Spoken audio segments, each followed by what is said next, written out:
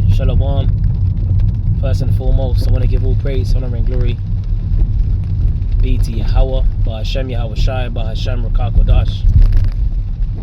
And I want to say double honors to the apostles and the elders of Great Millstone that rule well, and blessings to the hopeful elect out there listening and learning and teaching this word in sincerity and truth, in the hopes that we may edify and feed the lambs of Yahweh Shai, especially in these last days. And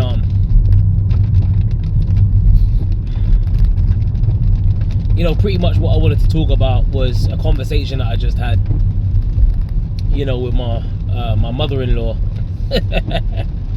because, you know, she was talking to me about a couple of things, you know, going on at her workplace,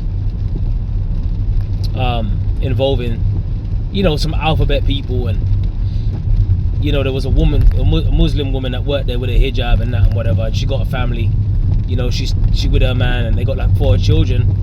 But you had it to where these two, you know, carpet munchers, if you will, were expressing their their backward views, upside down, inside out views on how they live their life in front of this woman. You know, that, you know, pretty much is with, you know, with her husband, with their 4 children. And she was like, look, I don't think I should be subjected. You know, she spoke out against it. She said, I don't think I should be subjected, you know, to this level of conversation. Basically, we're being force-fed bullshit. You know, whether you have children in a society, you know, you might send your children to a school and you got them getting looked after by straight up demons, man. You know, and we are definitely behind enemy lines, you know. And this is the reason why, you know, when I think about how the Lord, you know, jacked up Sodom and Gomorrah, you know, he fucked it up by way of fire, man, you know. And hey, the scriptures speak about it shall be more tolerable than for Sodom and Gomorrah than for that city. Loosely paraphrasing, it's going to be the judgment that we're about to witness is going to eclipse what happened, right, with those people that like to live alternative lifestyles, you know, back then, you know. And when I say back then, I'm talking about, which there was 5 cities in total. There was Sodom and Gomorrah, Zoar-Beam, and Admar and Zoar. There was 5 cities, and, you know, and Sodom and Gomorrah, the main one spoken on, you know, pretty much for people that like to advocate that type of lifestyle, what you're gonna find out is that lifestyle is not right. You know, that lifestyle, you know, it doesn't promote life. And this is what I was saying, like, this is what I was saying to my mother-in-law, like, you know, that lifestyle, and she agreed, you know. You know, that lifestyle. But you got people that, oh, but if it's not harming me, you know, just don't push it on me. But by default, they do push it on you, because guess what? They you know, it comes with the label of pride, doesn't it? It comes with the label of pride. Shit, they've even got, you know, a whole march dedicated to that word. So you got to understand that the scripture says the city shall be troubled, right? For because of their pride, the city shall be troubled. Excuse me. For because of their pride, the city shall be troubled, man. Scripture speak about that righteous man Lot, right? In 2 Peter 2 and 5 on down. That righteous man, and seeing and hearing vex his righteous soul from day to day with their unlawful deeds. You got people actually walking around on the earth, right? Embracing unlawful acts, embracing alternative lifestyles, and pretty much force feeding you their lifestyle, like you gotta accept it. No, we don't have to fucking accept a damn thing, man. And for all you godless heathen out there, all right, that promote these lifestyles, I don't think it's a problem. You know what I'm saying? But you got a problem with us upholding the words of God, upholding the words of the Bible. Hey, we say a capital F, fuck you. We don't really, look, man, we're not compromising. We're not going backwards, okay? We're trying to go forward. And the forward way of thinking for an Israelite man in his right state of mind, right, is to want righteousness on the earth. Acts of sodomy is not righteous. That's wickedness, man. So you people out there that want that, and you advocate that, and you're all for it, and you support it, then guess what, man? You're part of the problem. Like I said, you got them guys that swing their legs, you know, or, you know, sitting on a wall, swinging their legs, talking about if it ain't affecting me, then why, you know, it shouldn't really bother you. It doesn't affect me. Just don't listen. You're being force fed it. You know, it's in the TV shows. It's on the movies. It's in the TV shows. It's in cartoons, right? You got teachers at school. You got drag queen classes. You got drag queens. You got all kinds of perverted acts of you know, alternative lifestyles that are being performed in front of your very eyes, but you don't have a problem with it, right? The scriptures curse out acts. You know, the scripture says what in Leviticus, right? Was it 20 and 13, I believe? If a man also lieth with mankind as he layeth with a woman, right? So you got two men spooning each other. That's an abomination. That is an abominable act, and that's supposed to be called out, right? And what are we supposed to do? Just act like we ain't witnessing these things? Act like we ain't hearing about these things, right? Act like we're with it? No, fuck that. We ain't with it, man. We're against it. And there is no shame in that. The same way they have no shame pushing their lifestyle in front of your face, you should have no shame when it comes to pushing the righteous lifestyle backed by God's words. The words of Yahweh B'Hashem Yahweh Shai. We have power behind these words, man. This ain't something that we made up. These are acts that promote life that come from the scriptures. Words that come from the Bible promote life rather than death. Words that come from the Bible promote longevity and prosperity and, you know, order rather than confusion. But you see, they push confusion because guess what? The virgin daughter of Babylon, coming from America, stemming from America, these tentacles of America that have reached far and wide over the globe, right, are pretty much force feeding their lifestyle, their way of life, the American way of life, which the word America means bitter. And the way that America's been built up was in a bitter way. So America is full of bitterness. America, where it pushes, right, the wine, right, and the wrath of her fornication. The woman that rideth upon the beast with 7 heads and 10 horns is America. And she had a golden cup in her hand full of abominations, right? That's that filth that America is intoxicating these nations with on a global scale. And as you get intoxicated, the scripture says the nations are drunken of that wine, therefore the nations are mad, right? Meaning the nations are actually waking up from that drunken stupor and they're realizing that America's full of shit. They're realizing that Americanization, the American lifestyle is bullshit. America's being exposed for its hypocrisy, its vibration of death, its back to frontness, its fucking corruption, right? Its full sense of pomp. Because at one time, everyone looked at America like it was a beacon of hope. But now, people are looking at America like, hold on a minute, this place ain't shit. Case in point, the tariffs that Trump slapped on China. It came out that Trump had to do a U-turn on that. Because people are starting to realize that America's full of shit. America's at odds. America's divided. Trump and Elon Musk going at it on Twitter. We're living in a day and age now where you got the president, the president of the United States of America, right? Okay. Is on Twitter. Was on WWE, right? Is pretty much a reality TV star.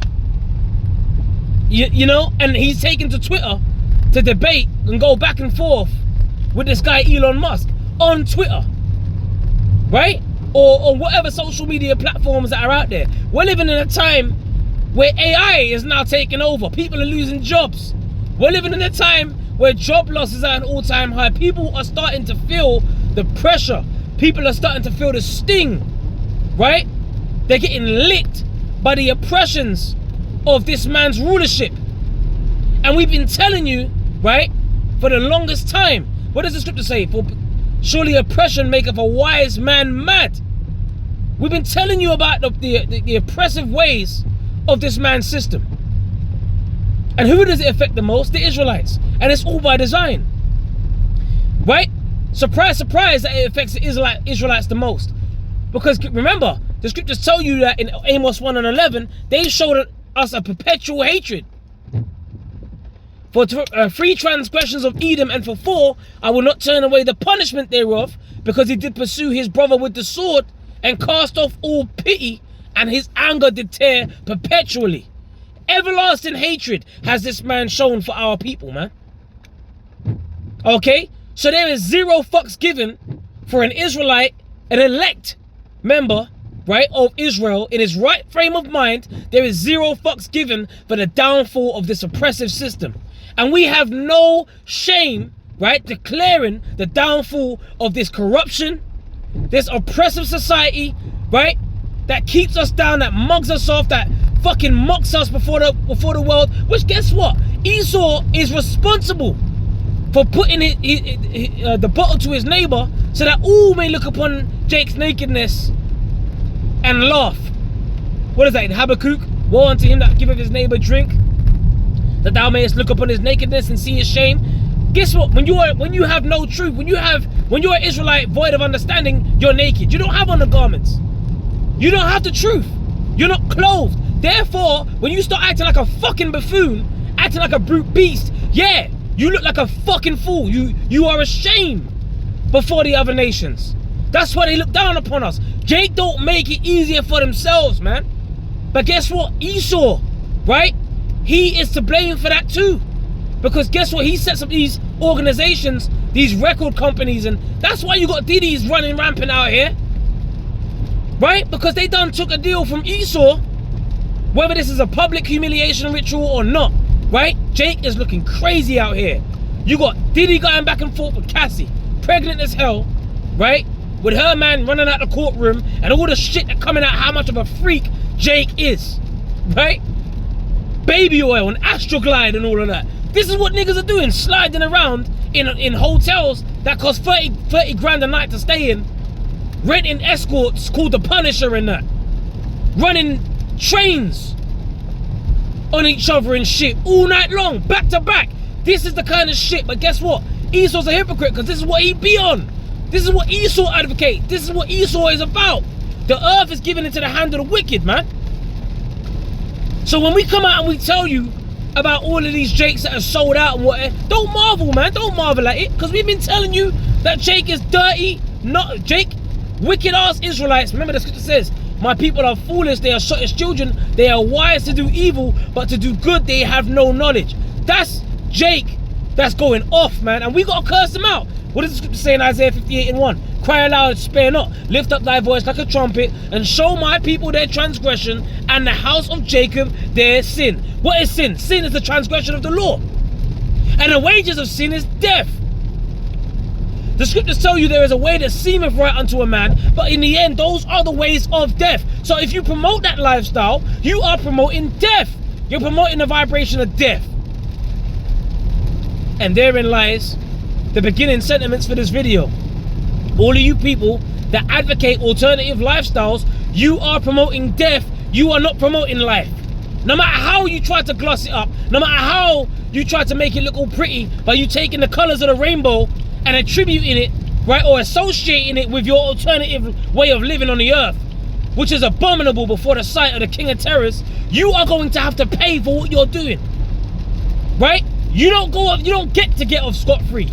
Not when the scripture says, the eyes of the Lord are in every place, right? The Lord is beholding the evil and the good, right? The Lord ain't sleeping when it comes to your negligence of the scriptures, man. And when it comes and made manifest that your ass is doomed and you're caught in some situation that you want to get out of, but you can't because you chose to live an alternative lifestyle, even though the prophets were out there telling you this is the way, walk ye in it. My people are destroyed for a lack of knowledge. That's it. So a lot of you Israelites out there, right, that want to do what you want to do, that do as thou wilt vibration, you into running trains, you into orgy parties, you into alternative lifestyle living, you into promoting death, okay? A lot of you Israelites, be careful what you wish for, man. You subscribe to the wrong side. You have fully subscribed. You're getting all the notifications from Satan. You have subscribed to an alternative lifestyle, right, that deviates from the word of the Holy Bible, the words of the Holy Bible, the words of Yahweh Hashem Yahweh Shai. Are you mad? But guess what? You lack faith. That's why this word don't profit you. What does the scripture say? In Hebrews 4:2, but unto us was the gospel preached, which the word gospel means good news, right? As well as unto them. So the word is being preached. Unto us was the gospel preached as well as unto them, but the word did not profit them, not being mixed with faith in them that heard it. Because you lack faith, and faith is a gift. Ephesians 2:8. For by grace are you saved through faith, and not that of yourselves, it is a gift of Yahweh. We're at the end. Whether you can see it, whether you don't see it, whether you're ignorantly blissful in ignorance or not, it doesn't matter. The end is coming. The vision is for an appointed time, like the prophet Habakkuk said, right? But at the end it shall speak and not lie. Though it tarry, wait for it, because it will surely come. It will not tarry, man. Just like the Lord destroyed Sodom and Gomorrah, it's going to be worse than that, the times that are coming. We're entering into the time of the second death. It's about to go down. A time like no other, since there was a nation, is about to be introduced to the earth. And these people ain't ready for it. Alright? So, with that, I pray you were edified with this lesson. Barakatah Yahweh Ba'Shem Yahweh Shai Ba'Shem Rakakudash. Shalom to the elect.